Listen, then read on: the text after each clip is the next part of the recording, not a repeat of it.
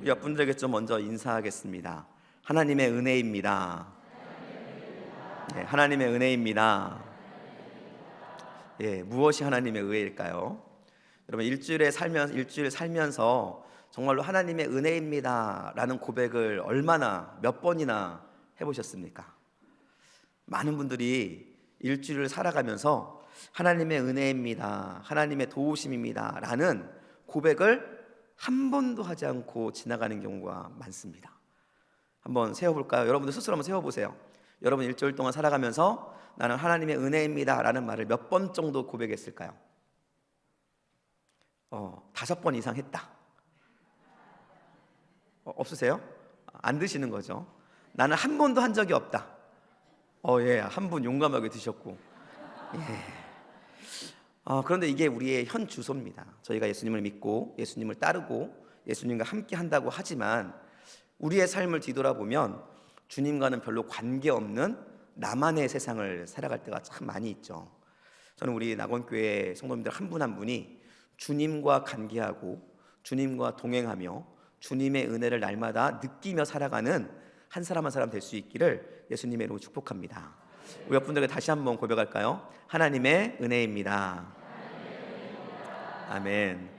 네, 예수님께서 이 땅에 오신 목적이 있습니다. 예수님께서는 이 땅에 왜 오셨을까요? 초등부 다시 해야 되겠네. 예수님께서 이 땅에 오신 목적이 뭘까요? 십자가를 지시고 우리의 죄를 용서해 주시기 위해서입니다. 그리고 성경 곳곳에서는 주님이 지신 그 십자가의 능력을 우리에게 말씀해 주시는데요, 그 능력은 우리에게 있는 모든 죄를 다 용서해 주시는 것, 도말해 주시는 것이다 라고 이야기되어지고 있습니다. 우리가 어떠한 죄를 짓던, 우리가 어떠한 모습으로 서 있든 관계없이 예수님의 십자가 앞으로 나아가면 하나님께서는 우리의 모든 죄를 용서해 주시겠다 약속하신 것이죠. 여러분, 그런데 중요한 것은 용서받지 못하는 죄가 성경에 기록되어 있다라는 겁니다. 모든 것을 다 용서해 주신다고 하셨는데 용서받지 못하는 죄가 성경에 기록되어 있어요. 이것은 모든 죄를 용서할 수 없는 제한된 하나님의 능력이 아니라 하나님께서는 예수 그리스도의 보혈로 모든 죄를 용서하시기로 결정하셨지만 딱 한 가지를 그것으로부터 제외시켜 놓으신 거예요. 그러니까 예수님의 보혈이 제한된 것이 아니라 하나님께서 그 예수님의 보혈 중에 이것만 제외시켜 놓으신 거예요. 이게 어떤 의미냐면 예수님께서 우리에게 에덴 동산에 있는 모든 것들을 선물로 주셨습니다. 맞죠? 그런데 그 중에 딱 한 가지만 제외시켜 놓으셨어요. 선악을 알게 하는 나무. 하나님께서 그것을 주실 수 없기 때문에 주시지 않은 것이 아니죠. 하나님께서 의도를 가지고 그것을 제해 놓으신 겁니다. 마찬가지로 죄의 용서에 대해서도 하나님께서는 모든 것들을 예수 그리스도의 보혈로 용서해 주셨지만 한 가지만을 그것으로부터 제해 놓으셨다는 거예요. 오늘 저희는 그것에 대해서 좀 나누려고 합니다. 예수님께서 우리를 위해 십자가를 지시고 모든 죄를 용서하셨음에도 불구하고 하나님께서 제해 놓으신 용서받지 못하는 죄, 그것이 과연 무엇일까? 그리고 우리는 그러한 삶 속에 어떻게 살아야 할 것인가? 라는 것을 오늘 함께 나누기를 원합니다. 예수님께서 병을 고치셨어요. 귀신을 쫓아내시고 많은 기적들을 행하셨습니다. 그로 인해서 소문이 퍼져나갔고 예루살렘으로부터 시작하여 이방인 시돈과 두로까지 그 소문이 퍼져나갔으며 예수님이 어디에 있는지를 알게 되면 무리들이 많이 모여드는 그러한 일들이 예수님 주변에 이제 일어나기 시작했습니다. 이러한 무리들 중에서 예수님께서는 예수님의 마음에 드는 자가 누구라고 말씀드렸죠? 하나님의 말씀에 생명을 거는 자, 주께 나를 맡기는 자, 그들을 선택하셨습니다. 12명을 선택하셔서 예수님의 제자로 삼으셨습니다. 예수님께서 12명의 사람을 제자로 삼으신 뒤에 예수님께서는 그들과 함께 한 집으로 들어가게 됩니다. 그 집은 갈릴리 가버나움에 있는 베드로의 집으로 추정이 되어집니다. 왜냐하면 예수님께서는 갈릴리에 오실 때마다 베드로의 집에서 쉬시고 그곳을 선교회, 그곳을 복음을 전하는 어떤 기지로 삼았기 때문에 그렇습니다. 어쨌든 예수님께서는 베드로의 집에 제자들과 함께 거하시게 된 거예요. 베드로의 집에 간 이유가 무엇일까요? 간 이유는 조금 쉼을 얻기 위해서입니다. 그러니까 지금까지 계속 힘들게 사역을 했기 때문에 잠깐의 쉼을 계획하고 베드로의 집으로 가게 된 것이죠. 그런데 이 계획은 얼마 가지 않아 금세 깨어지게 됩니다. 이유는 예수님이 거하시는 곳에 대한 정보가 나가자마자 수없이 많은 사람들이, 문제를 안고 질병을 가지고 귀신에 들린 사람들이 예수님을 찾아왔기 때문에 그렇습니다. 20절에 보니까요, 같이 읽을까요? 시작. 집에 들어가시니 무리가 다시 모임으로 식사할 겨를도 없는지라. 예수님께서 베드로의 집에 있다는 사실이 알려지자마자 수없이 많은 무리들이 모인 거예요. 근데 모였는데 식사할 겨를도 없었다라고 이야기를 합니다. 여기서 말하는 식사라는 것은 우리가 아침, 점심, 저녁 먹듯이 상을 차려놓고 먹는 그런 식사를 의미하는 것이 아닙니다. 떡 한 덩어리, 쉽게 말하면 간식을 말하는 거예요. 그냥 배고픔, 허기를 조금 지우는 요기를 말하는 겁니다. 즉 예수님께서는 배고픔을 좀 잊을 수 있는 아주 간단한 간식조차 먹을 수 없을 정도로 분주하게 일하셨고, 그리고 몰려든 사람들을 위해서 열심히 사역하셨다라는 것이죠. 예수님께서도 피곤하셨습니다. 그리고 예수님께서도 배고프셨겠죠. 그런데 예수님은 자기 자신, 예수님 당신의 모습에는 아랑곳하지 않으셨어요. 오직 그의 관심, 예수님의 관심은 누구를 향했었냐면요, 그곳에 모여 병과 귀신 들림과 고통의 문제로 예수님을 찾아온 사람들에게 그의 관심을 쏟았고, 그들을 치료하고 그들을 회복시키시는데 그의 모든 것을 다 사용하시게 됩니다. 여러분, 이것이 예수님의 사랑입니다. 예수님은 우리를 향해서 이렇게 일하고 계시는 거예요. 예수님의 마음, 그 마음, 예수님의 사랑의 마음을 우리 낙원의 성도들이 느낄 수 있었으면 정말 좋겠습니다. 우리가 이 예수님의 사랑을 느낄 때 우리는 예수님께 감사하는 삶을 살아갈 수 있어요. 우리가 주님의 은혜입니다 라고 고백할 수 있는 이유는 이렇게 우리를 사랑하시고 우리를 위해 우리보다 더 열심히 일하시는 주님이 우리 안에 느껴질 때, 그때 나의 힘이 아닌 예수 그리스도께서 나와 함께 하심의 은혜이라는 사실을 고백할 수 있고, 그것이 느껴질 때 주님의 은혜입니다 라고 고백할 수 있는 것이죠. 이것이 느껴지지 않는 사람은 결코 주님의 은혜입니다, 예수님의 사랑입니다 라는 고백을 할 수 없을 것입니다. 여러분, 저는 여러분 안에 이 예수님의 사랑을 느끼고 그 사랑 안에 거하며 그로 인해서 날마다 주님께 사랑을 고백할 수 있는 여러분 될 수 있기를 예수님의 이름으로 축복합니다. 우리 여러분들에게 다시 한번 고백할까요? 주님의 은혜입니다. 네, 여러분, 그 고백이 여러분의 삶을 가득가득 채워갈 수 있기를 다시 한번 간절히 부탁드립니다. 이렇게 예수님께서 당신에게 맡겨진 사역을 감당하며 그 어렵고 힘들고 아픈 사람들을 치료할 때 예수님 앞에 일련의 세력이 다가오기 시작합니다. 그 세력에 대해서 성경은 예루살렘에서 내려온 서기관들이다 라고 이야기를 합니다.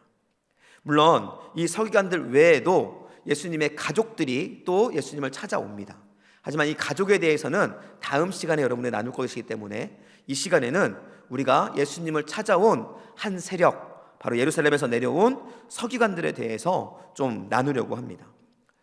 예루살렘으로부터 내려온 서기관들이 예수님을 모욕하기 시작합니다. 이 서기관들은 예수님을 죽이기로 결정한 사람들이에요.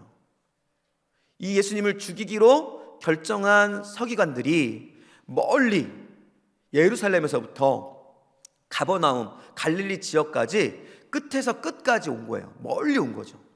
그렇게 와서 뭐라고 예수님께 이야기합니까?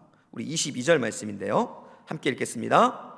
예루살렘에서 내려온 서기관들이 그가 바알세불이 집혔다 하며 또 귀신의 왕을 힘입어 귀신을 쫓아낸다 하니 라고 말하면서 예수님이 바알세불에 집혔다라고 이야기합니다.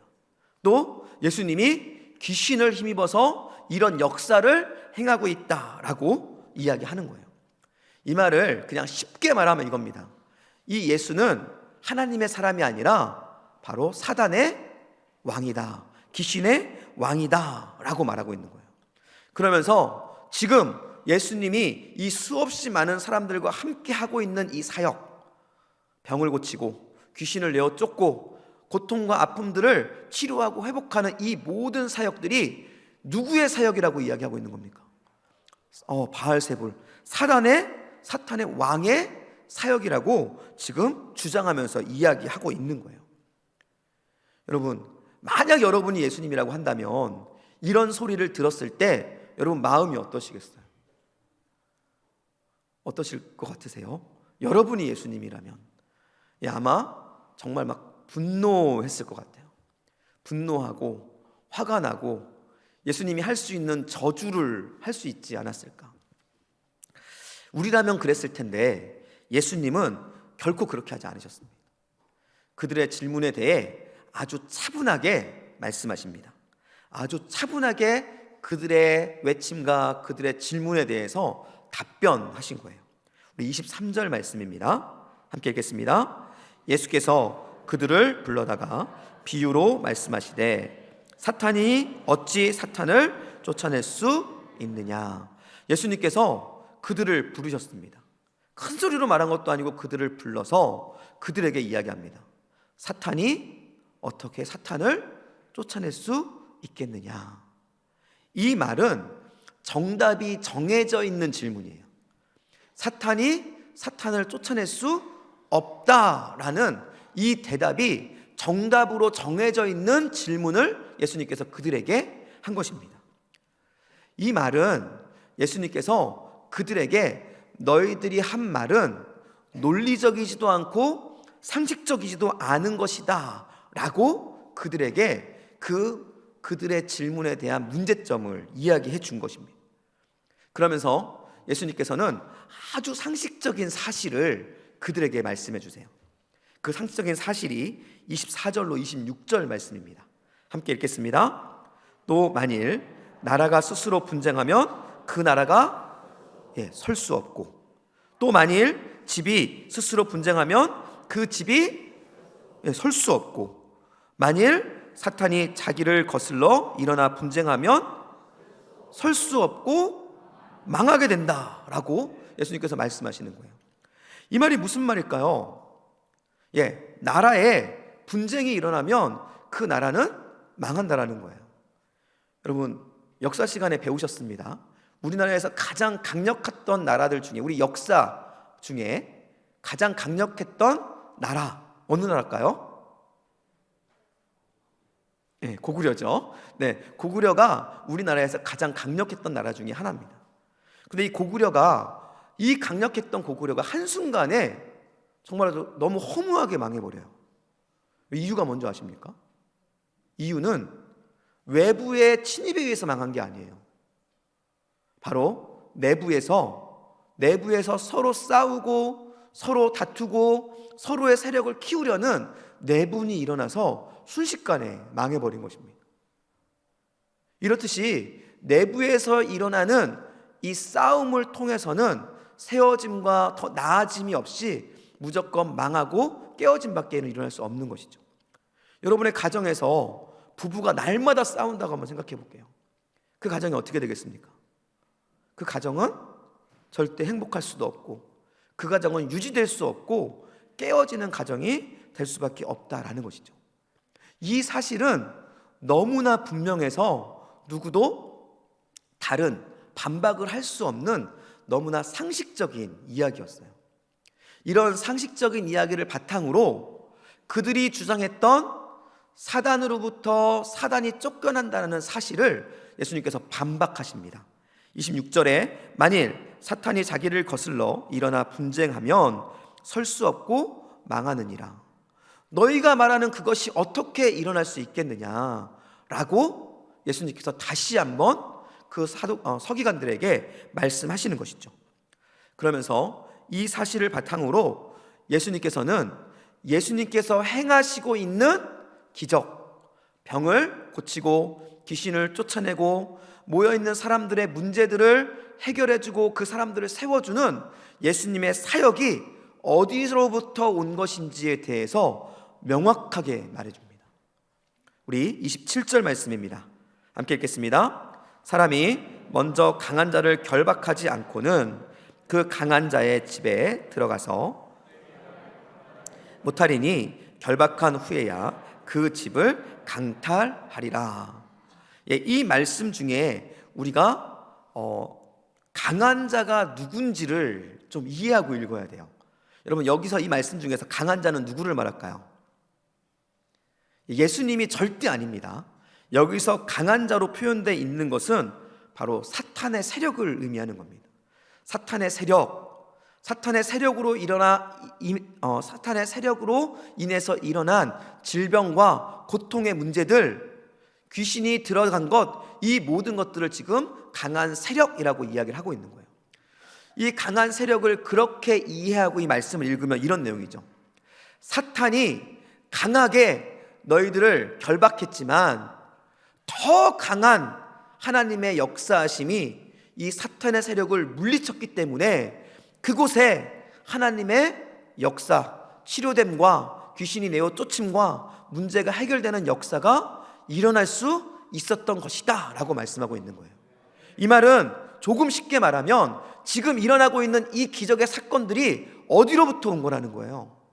하나님으로부터 온 것이다 라고 예수님께서 지금 그들에게 선포하고 있는 거예요. 그러면서 예수님께서는 더 강한 자, 즉 그 사탄의 세력을 무너뜨리는, 그 사탄의 세력을 결박하는 사람이 바로 메시아, 그리스도인 나다, 예수다 라고 자기 자신을 지금 메시아로, 그리스도로 지금 서기관들에게 증거하고 있는 것입니다. 예수님께서 하신 일은 사탄의 세력을 전복하고 사탄의 세력을 역전시켜서 무너뜨리는 일을 하신 것입니다. 이 말을 통해서 예수님은 그들에게 그들이 가지고 있는, 그들이 의도하고 있는 예수님에 대해 대항하고 예수님을 반역하는 사건들이 지금 잘못된 것이다, 상식적으로도 논리적으로도 맞지 않은 것이다 라는 것을 그들에게 가르쳐 주고 있는 거예요. 이유가 무엇이냐면요, 그들을 올바른 길로 인도하기 위해서예요. 여러분, 성경에는 많은 부분에서 예수님께서 자기 정체를 드러내시는 장면들이 나옵니다. 내가 바로 메시아야. 예수님께서 자기 자신을 메시아, 그리스도로 드러내는 장면들이 나와요. 그런데 그렇게 드러내실 때 예수님의 의도는 이 말씀을 듣고 너희들이 구원받을 수 있는 기회를 얻기를 원하해 라는 하나님 예수님의 배려가 담겨 있는 것이죠. 지금 이 순간 예수님은 이 서기관들을 책망하거나 이 서기관들을 저주하는 것이 아닙니다. 그들에게 참된 메시아 그리스도 예수를 그들이 믿고 돌아설 수 있는 기회를 제공하고 있었다라는 거예요. 그런데 안타까운 것은 무엇입니까? 그들이 자기 자신이 누구인지에 대해서 선포하고 메시아를 따라올 수 있는 기회를 얻었음에도 불구하고 그들은 예수님을 따르기로 결정하지 않고 있다라는 거예요. 여러분, 문제는 우리 안에 있는 문제, 그리고 예수님을 믿지 않고 있는 사람들의 문제는 현재 죄를 짓고 예수님을 믿지 않고 있는 것이 문제가 아니에요. 진짜 문제는 예수님에 대해 그들이 알았음에도 불구하고 예수님을 따르기로 결정하지 않는 것입니다. 이것이 바로 예수님과의 관계 속에서 가장 큰 문제가 되는 것이죠. 이것을 조금 우리 그리스도인 안으로 좁혀서 이야기하면, 예수님께서 우리에게 주신 말씀, 그 말씀을 우리가 따르지 않는 것, 회개의 기회를 주셨음에도 불구하고 회개하지 않는 것, 그것이 바로 우리에게 진정한 문제라는 것이죠. 저는 우리 낙원의 성도들이, 여러분 한 사람 한 사람이 주님께서 우리에게 기회를 주셨을 때 그 기회에 즉시 반응하는 여러분 될 수 있기를 예수님 이름으로 축복합니다. 여러분, 다윗이 왜 위대한 왕인 줄 아십니까? 다윗이 진짜 위대한 점은 다윗이 무엇인가 큰 일을 많이 이루어냈기 때문이 아니에요. 하나님께서 다윗을 향해서 내 마음에 합한 자라고 말씀하시잖아요. 그 이유는 하나님의 마음을 깨달았을 때 그 마음에 즉시 순종하는 그 순결함이 다윗에게 있었기 때문입니다. 여러분, 그것이 바로 하나님 앞에서 큰 사람, 큰 하나님의 사람으로 인정되어지는 모습이라는 것이죠. 저는 여러분들이 오늘 이렇게 혹은 다른 어떠한 방법으로든 여러분에게 회개가 됐던 사명이 됐던 그 무엇이 됐던 하나님의 뜻을 깨달을 수 있는 기회가 주어진다고 한다면, 그때에 하나님의 뜻에 즉시 반응하여 하나님께서 원하시는 그 길을 걸어갈 수 있기를 예수님의 이름으로 간절히 축복합니다.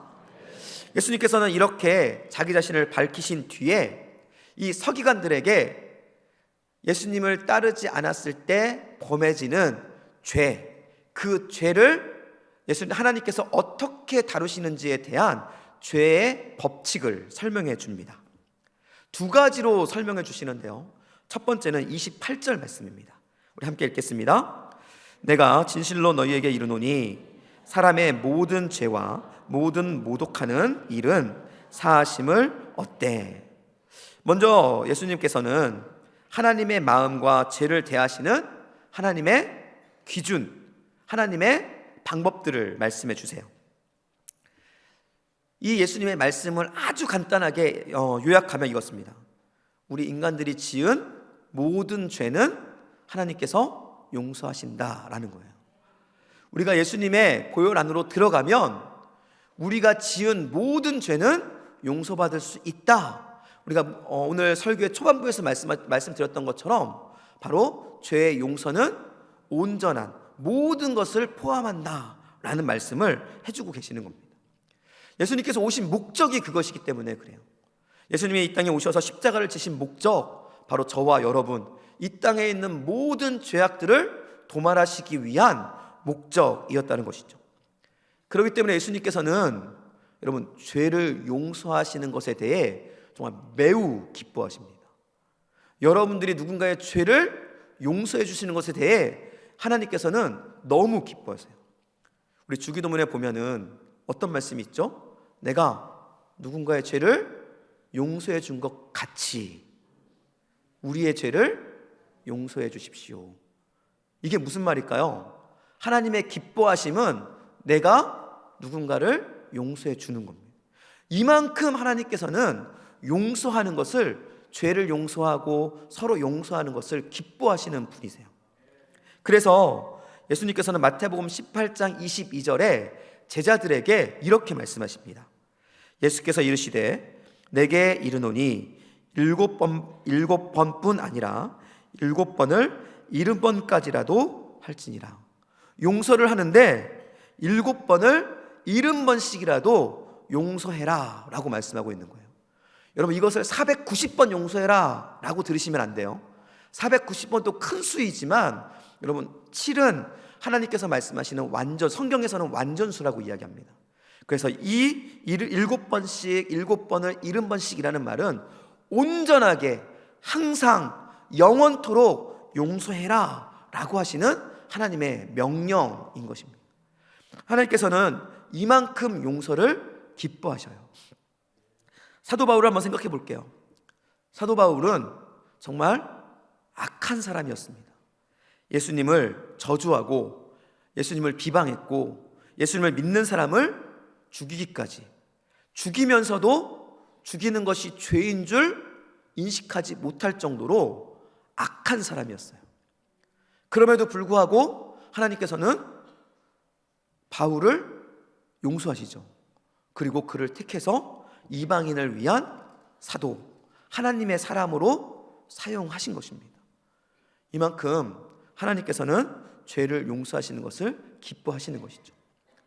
여러분, 우리가 살인을 해도, 우리가 간음과 도덕질과 그리고 누군가를 해도, 폭행을 해도 이 잘못들을 진정으로 십자가 앞에 가지고만 나아가면 하나님께서는 우리의 모든 죄를 용서해 주십니다.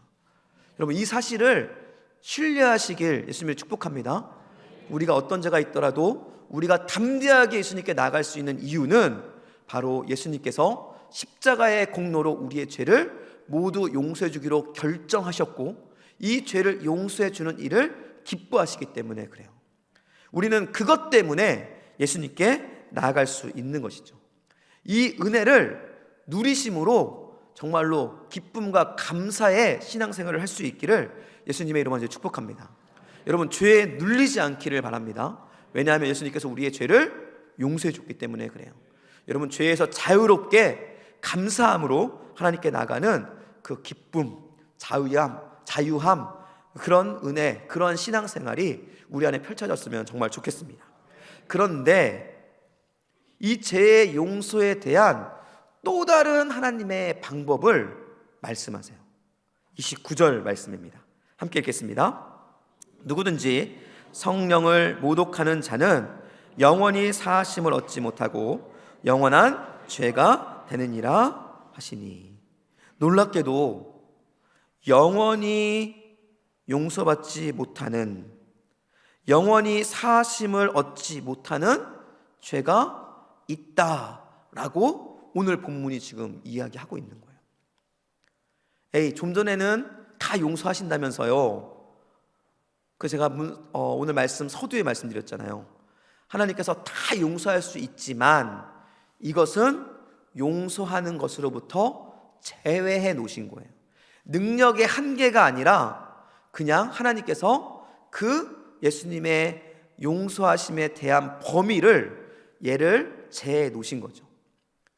그래서 이것에 대해서는 용서하지 않겠다라고 하나님께서 결정하신 것이죠.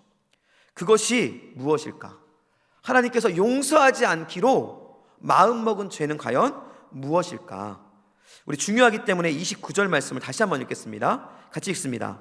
누구든지 성령을 모독하는 자는 영원히 사하심을 얻지 못하고 영원한 죄가 되느니라. 영원히 사하심을 얻지 못하고 영원한 죄가 된다라고 하시면서 그 죄에 대해서 명확하게 말씀하고 계시죠. 그게 무엇일까요? 시작. 누구든지 성령을 모독하는 자, 성령을 모독하는 죄는 절대로 용서하지 않겠다라고 하나님께서 말씀하고 있다는 것입니다. 여러분, 성령을 모독하는 죄가 과연 무엇일까요? 성령을 모독하는 자, 우리 개역 한글에서는 성령을 회방하는 자라고 이야기하죠. 우리 성령을 모독하는 죄가 무엇일까? 이 성령을 모독하는 죄에 대해서 이야기되어지는 오늘 본문의 문맥을 살펴보면 분명히 이 서기관들이 했던 행동들과 밀접하게 연관이 되어 있을 것이라는 추측을 할 수 있습니다. 그렇다면 오늘 본문 중에 서기관들이 어떠한 행동을 했는지에 대해서 우리가 다시 한번 생각을 해봐야 되겠죠. 서기관들이 한 행동은 무엇입니까? 서기관들의 한 일들을 간단하게 요약하면 이렇습니다. 예수님의 사역을 성령의 사역이 아닌 사단의 사역으로 선포했고, 메시아이신 예수님을 사탄의 왕으로 거짓말한 것입니다. 즉 예수님을 비방하고 예수님을 모욕하고 예수님을 메시아, 그리스도의 하나님의 아들인 그리스도가 아니라 사탄의 왕으로 선포함으로 인해서 예수님께서 하시는 영혼을 살리는 사역을 지금 어떻게 하고 있는 거예요? 방해하고 있는 겁니다. 이것이 지금 이 서기관들이 오늘 본문을 통해서 범하고 있는 죄라는 것이죠. 물론 이 서기관들이 짓고 있는 이 죄들, 하나님을 모독하고 예수님을 모독하고 비방하고, 그리고 예수님을 그리스도가 아닌 사탄의 왕으로 그들에게 거짓말하고 하는 그 모든 것들은 엄청난 죄죠. 불경스러운 죄입니다. 그런데 이것이 성령을 모독하는 죄일까요? 만약 이러한 한 가지의 행동이 성령을 모독하는 죄라고 한다면 하나님 앞에 서 있을 수 있는 자가 누가 있겠습니까? 여러분, 하나님 모독해 본 적 없으세요? 하나님에 대해서 불평하고 하나님이 정말 그럴 수 있냐고 하나님에 대해서 불평불만해 본 적 없으십니까? 예수님을 믿기 전에 하나님을 비방하고 예수님을 믿는 사람들을 핍박한 적 없으십니까? 지금도 여러분 신앙생활 하면서 때로는 하나님을 비방하거나 함께 신앙생활하고 있는 내 주변의 사람들을 내 욕심, 나의 만족을 위해서 외면하거나 멀리하는 경험들이 없으신가요? 크고 작고의 문제는 있지만 지금 이 서기관들이 범하고 있는 것과 조금도 다를 바 없는 죄악들을 우리들은 너무나 많이 짓고 있다는 것이죠. 만약 이 서기관들이 범하고 있는 이 죄가, 이 행동 자체가 성령을 모독하는, 성령을 회방하는 죄라고 한다면 이 세상에 있는 어느 누구도 구원받을 수 있는 사람은 없다라는 것입니다. 그렇다면 이 서기관들의 어떠한 행동이 과연 성령을 회방하는 죄로 여겨지고 있는 것일까? 우리는 그것을 깨달아야 된다는 것이죠. 이것을 깨닫기 위해서는 우리가 서기관들이 누구인지에 대해서 살펴볼 필요가 있습니다. 서기관들이 누구일까요? 서기관들은 그 당시 종교 지도자입니다. 종교 지도자일 뿐만이 아니라 서기관들은 성경을 필사하는 사람들이에요. 이 말은 그 당시에 너무나도 뛰어났던 성경 학자들이라는 것이죠. 그렇기 때문에 이 서기관들은 예수, 메시아, 그리스도에 대해서 너무나 잘 알고 있었던 사람입니다. 예수님께서 이 땅에 태어나실 때 헤롯이 부른 사람들이 누구냐면 서기관들이에요.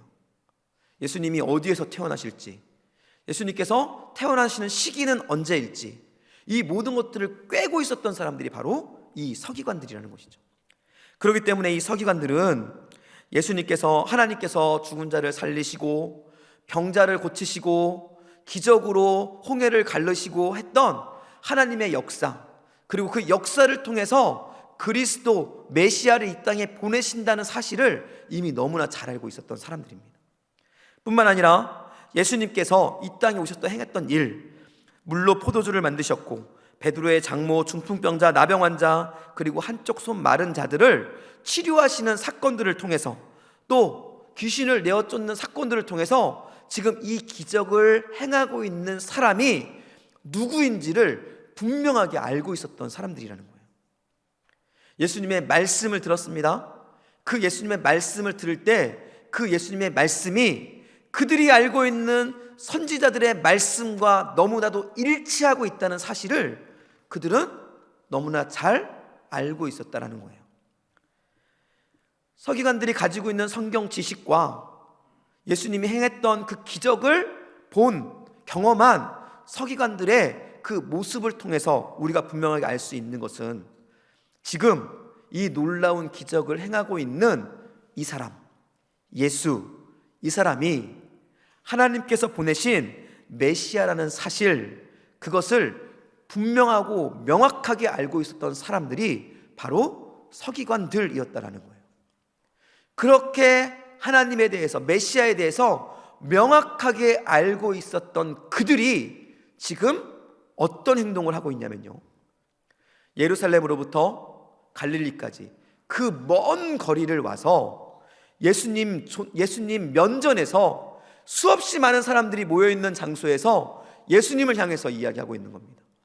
당신은 하나님이 보내신 하나님의 메시아가 아니라 귀신의 힘을 빌려서 이 역사를 행하고 있는 귀신의 왕 바알세불이다 라고 지금 거짓말을 하고 있는 거예요. 여러분, 이 서기관들의 행동 중에서 핵심 단어가 있습니다. 그것은 바로 서기관들의 행동 중에 핵심 단어는 무엇이냐면 바로 의도적으로 반복적으로 그들의 목적을 위해서 예수님을 향해 거짓말을 하고 있다라는 거예요. 예수님이 누구신지 알고 있지만 본인의 욕망과 본인의 지위와 본인이 얻고자 하는 것을 위해서 알고 있는 사실, 메시아이신 예수 그리스도를 의도적으로 메시아가 아니라고 거짓말하는 것, 이것이 바로 오늘 본문이 말하고 있는 성령을 모독하는 죄, 성령을 회방하는 죄라는 거예요. 그리고 이것을 쉽게 말하면 바로 여러분이 잘 알고 있는 강팍함입니다. 성령을 회방하는 죄는 바로 우리 안에 있는 강팍함이에요. 강팍한 사람들의 특징이 있습니다. 그 특징은 바로 죄책감을 느끼지 못하는 거예요. 그래서 우리가 일반적으로 이렇게 말하잖아요. 양심에 화인 맞은 자.